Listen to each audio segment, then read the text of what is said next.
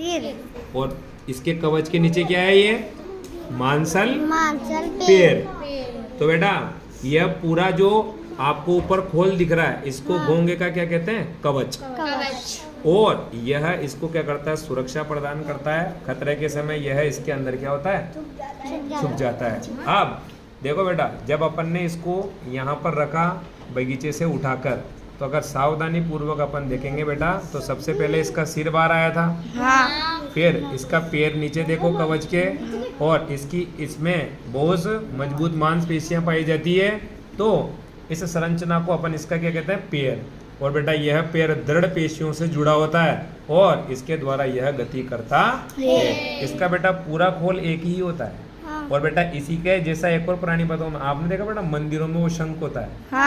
तो वो शंख भी इसके जैसे ही प्राणी है ना, बस उसकी प्रजाति अलग है। उसमें भी बेटा जीव रहता है, वो मरने के बाद में उसको बजाने में काम में लेते हैं। दूसरा बताऊं आपको मैंने, आपने बेटा कुएं में देखे होंगे तो छोटे छोटे पड़े रहते हैं वहां पर। वो भी बेटा ऐसे ही है, घोंगे है ना, और वो ऐसे ही चलते हैं। तो बेटा बहुत सिंपल क्वेश्चन पूछ रहा हूँ मैं आपसे, घोंगा किसके द्वारा गति करता है?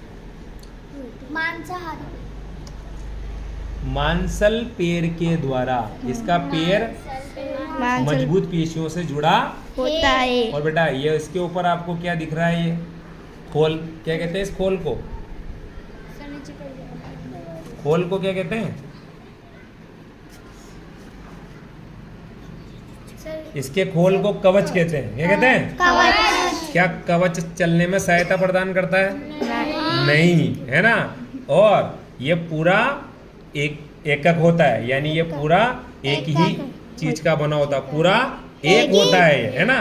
जैसे मान लो ये बोतल है तो पूरा एक है ना, है टुकड़ों में तो नहीं बना हुआ है ना। तो इसी प्रकार ये भी पूरा क्या है? एकक है, यानी यह पूरा एक है, कोई टुकड़ों से यह बना हुआ नहीं है। और इस खोल को इसका क्या कहते हैं? कवच। अब बेटा जैसे ही खतरा आएगा तो खतरा आते ही बेटा ये अपने आप को कहाँ बंद कर लेता है? कवच के अंदर। कवच। ये देखो खतरा महसूस हुआ इसको, और बेटा देखो ये कवच में चला गया, है ना। ये देखो चला गया ना।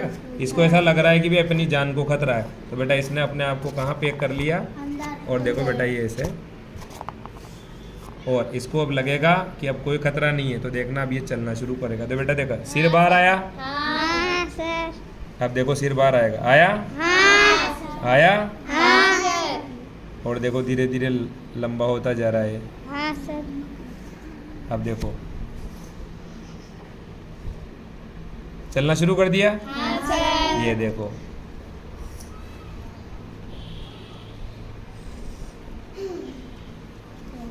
तो जब आपसे पूछा जाएगा कि घोंगा कैसे गति करता है तो बता दोगे।